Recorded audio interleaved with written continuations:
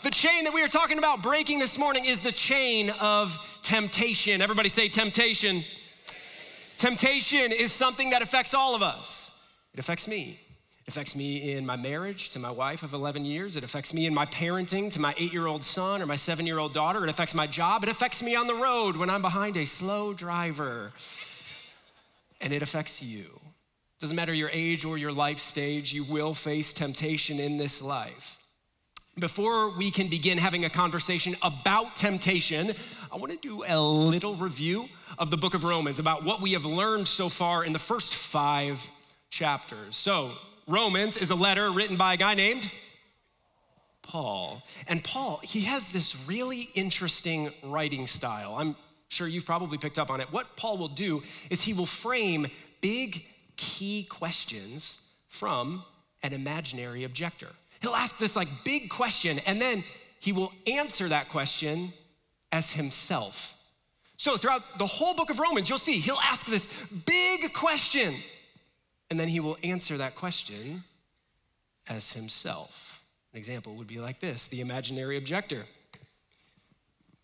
So I've heard you say again and again, Paul, that God's grace is good, that God's love for us is real. Is that true? Did you say that?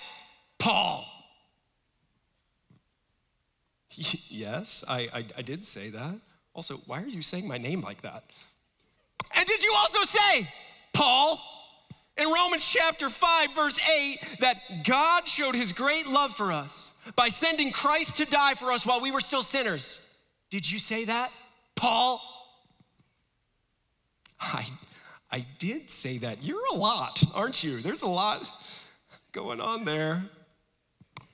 And did you also say, Paul, in Romans chapter 5, verse 20, that God's law was given so that all people could see how sinful they were? But as people sinned more and more, God's wonderful grace became more and more abundant. Did you say that, Paul? First of all, say it, don't spray it, brother. Second of all, yes, you're getting it. I did say that. Well, if that's true, Paul, if God's grace abounds more and more when people sin, then shouldn't we go on sinning? After all, the more people sin, the more his grace will abound. Therefore, my sin is not that big of a deal to God. He's gonna forgive me anyways. So when temptation comes, shouldn't I just give in? This is the question that Paul is going to begin today's scripture with. Romans 6, verse 15, it starts with a big question from an imaginary objector. This is what it says. Well then, since God's grace has set us free from the law, does that mean that we can go on sinning? So there's the question. And Paul's answer is quite simple. He gets to it very quickly. His answer is, of course not. He's like, you're missing the point, dude. There's no loopholes when it comes to your walk with Christ. Let me explain it to you this way. And then Paul will kickstart into many verses to help answer this question. Verse 16, don't you realize that you become the slave of whatever you choose to obey? A couple of words that we need to highlight here. Number 1, slave. Paul is using some harsh, vivid, uncomfortable language here. So much so that he's gonna low-key apologize for it in a little bit, but we'll get there.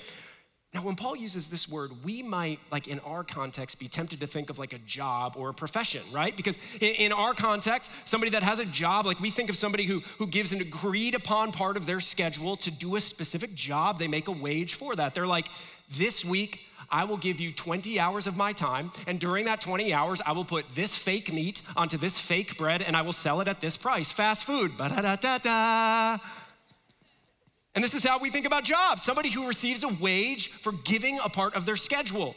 When it is during the work hours, that worker is at the disposal of the employer. But when the work hours are done, when the worker clocks out, they can go do whatever they want. They're not bound to the fast food kitchen anymore. They can go and get some real food. Chick-fil-A. Come on.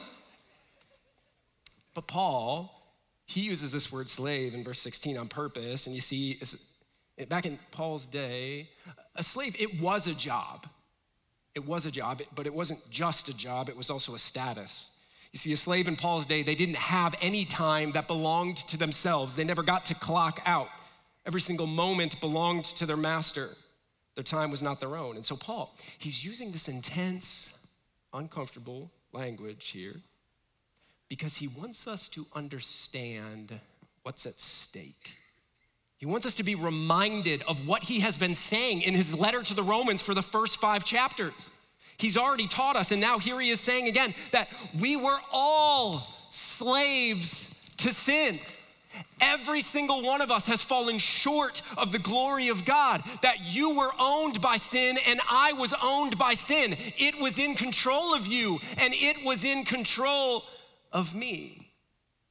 But the good news of the gospel has communicated to us that this was our circumstance, but then Jesus came. And he died on the cross for the sins of all mankind. He stayed in a grave for 3 days, and on the 3rd day, he rose from the grave.